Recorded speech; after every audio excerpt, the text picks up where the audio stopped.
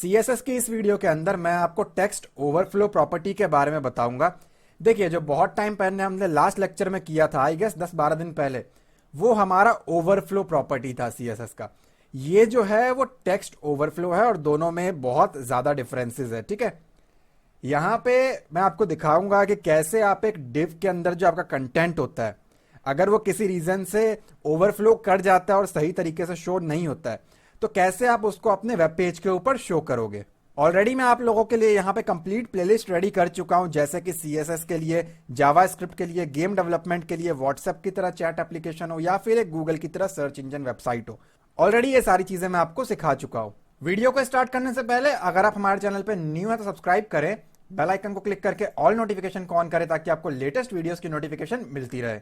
मैं आ गया अपने फोल्डर में। यहाँ पे मैंने एक फाइल क्रिएट कर रखा है टेक्स्ट ओवरफ्लो नेम से। अगर मैं आप लोगों को इसको रन करके दिखाऊं तो आप चेक कर सकते हैं। सिंपली यहाँ पे एक डिव है और डिव के अंदर हमारे पास एक डमी पैराग्राफ है। ठीक है, डमी टेक्स्ट है। अब इसको मैं नो रैप करूंगा और इसको मैं ओवरफ्लो करवाऊंगा। उसके बाद में आपको इसका सॉल्यूशन बताऊंगा। ठीक है, लेकिन इससे पहले हमें इसके थ्योरी को समझना पड़ेगा, कैसे ये काम करता है। तो सबसे पहले हम लोग डायरेक्टली जंप करते हैं थ्योरी सेक्शन की तरफ। तो यहाँ पे आप चेक कर सकते हैं टेक्स्ट ओवरफ्लो प्रॉपर्टी। अब टेक्स्ट ओवरफ्लो के अंदर आपको 3 अलग अलग वैल्यूज मिलते हैं। सबसे पहला होता है हमारे पास क्लिप, जो कि बाय डिफॉल्ट प्रॉपर्टी है और अब तक आप समझ चुके होंगे नॉर्मल प्रॉपर्टी या फिर डिफॉल्ट प्रॉपर्टी। इसको लगाना ना लगाना एक ही बात है। जो आपका इंपैक्ट होगा वेब पेज पे, उस पर कोई फर्क नहीं पड़ेगा। एज इट इज आपको वो वही रिजल्ट देने वाला है। सेकेंड नंबर पे हमारे पास इलिप्सिस। इसको लगा करके आप क्या कर सकते हैं, मैं आपको डायरेक्टली डायग्राम के थ्रू समझाता हूं। लास्ट हमारे पास है स्ट्रिंग। जब मैंने इसको लास्ट टाइम खुद से प्रैक्टिकल किया था, उस टाइम तक ये नॉर्मल ब्राउजर इसको सपोर्ट नहीं करते हैं। आप मोजिला फायरफॉक्स के अंदर ही चला सकते हैं सिर्फ इसको। लेकिन एक बार फिर भी हम आज इसको चला के देखेंगे। अगर ये इंपैक्ट करेगा तो बहुत अच्छी बात है, वरना सिर्फ और सिर्फ ये फायरफॉक्स को ही सपोर्ट करता है।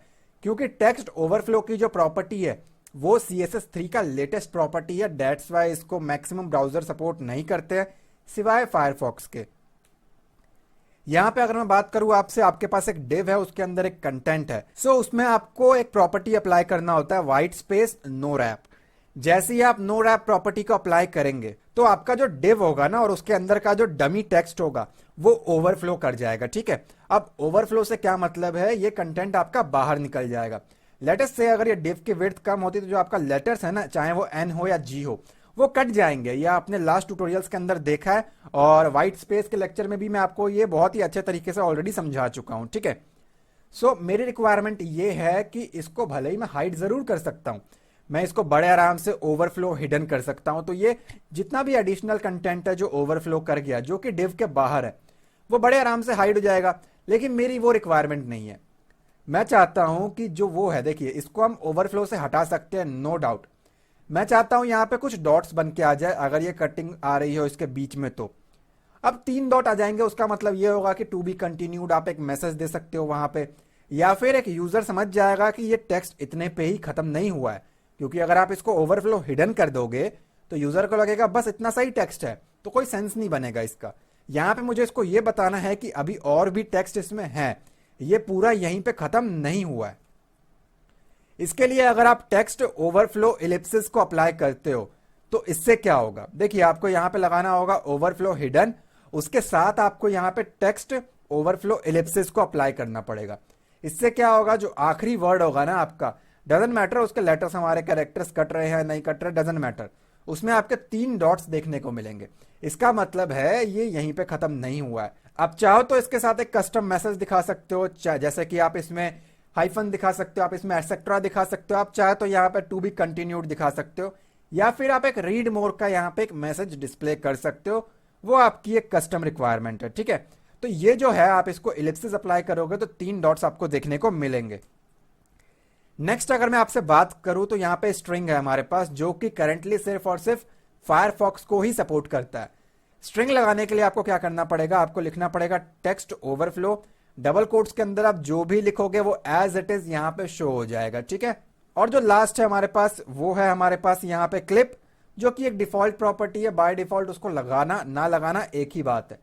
तो डायरेक्टली जंप करते हैं हम लोग यहाँ पे प्रैक्टिकल की तरफ और देखते हैं कि ये किस तरीके से काम करता है। मैं आ गया अपने फोल्डर में। ये जो मेरा फाइल है टेक्स्ट ओवरफ्लो, इसको ऑलरेडी आई गेस मैंने रन तो किया ही हुआ है। इसको सिंपली मैंने एक काम किया, राइट क्लिक करके सबलाइम टेक्स्ट एडिटर में मैंने इसको ओपन कर लिया। आपके पास जो टेक्स्ट एडिटर हो आप उस पर काम करें, और मैं इसको जूम कर देता हूं। ठीक है, जूम करके कुछ चेंजेस हमें यहां पे करने पड़ेंगे।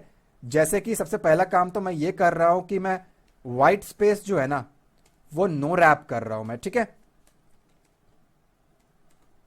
और मैंने इसको सेव किया। सेव करके मैंने इसको रिफ्रेश किया, तो आप चेक कर सकते हो जो मेरा कंटेंट है वो ओवरफ्लो कर गया, और जो मेरा ट्यूटोरियल लिखा हुआ था उसके जो लेटर्स है ना आप चेक कर सकते हो कट गए हैं आपस में। ठीक है, तो मुझे इसको भी सही करना है, और मैं नहीं चाहता कि ये सारा कुछ हाइड हो जाए। अगर हाइड करूं तो यूजर को मालूम पड़े कि ये यहीं पे खत्म नहीं हुआ है। ठीक है, तो यहां पे आकर के अगर मैं पहला अप्लाई करके दिखाता हूं आपको, लेटेस्ट से मैंने यहां पे टेक्स्ट ओवरफ्लो, अगर मैं यहां पे क्लिप लगाता हूं तो कुछ भी फर्क आपको देखने को नहीं मिलेगा। ठीक है, ये डिफॉल्ट प्रॉपर्टी है, लगाओ ना लगाओ एक ही बात है, तो मैं इसको यहां से हटा देता हूं। दूसरा जो है हमारे पास वो है इलिप्सिस। अगर आप इसको अप्लाई करेंगे, लेकिन इससे पहले मैं एक काम करता हूं आपको, मैं इसको यहां से कट कर रहा हूं। सेव किया मैंने और वापस पहले की तरह करके दिखाया। अब इस नो रैप की जगह पे मैं चाहूं तो बड़े आराम से हिडन अप्लाई कर सकता हूं। ठीक है, तो मैंने यहां पे हिडन अप्लाई किया और सेव किया। सेव करके यहां पे रिफ्रेश किया तो आप चेक कर सकते हैं कुछ ऐसा काम ये करता है। लेकिन अगर आप चाहें तो यहां पे आप एक नॉर्मल ओवरफ्लो भी अप्लाई कर सकते हो। जैसे कि अगर यहां पे मेरा ये नो रैप होता और यहां पे अगर मैं ओवरफ्लो को हिडन कर दूं, not text overflow, normal overflow जो भी डिफ के अंदर है, वो चाहे इमेज हो, डजंट मैटर, कुछ भी हो, उसको मैंने हिडन कर दिया, तो आप चेक कर सकते हो बाकी का जो भी कुछ था वो गायब हो गया। ठीक है, तो अगर मैं ये अप्लाई करता हूं तो ठीक है, ये अच्छा काम करता है, नो डाउट। लेकिन अगर मैं यहां पे कर दूं टेक्स्ट ओवरफ्लो इलिप्सिस, तो इससे देखिए क्या होगा। जब मैं इसको सेव करके रिफ्रेश करूंगा, जो मैंने आपको प्रेजेंटेशन में डायग्राम के थ्रू समझाया उसमें आप चेक कर सकते हो यहां पे 3 डॉट आ चुके हैं। तो इन 3 डॉट्स को लगाने के लिए हम यहां पे टेक्स्ट ओवरफ्लो इलिप्सिस को यूज करते हैं।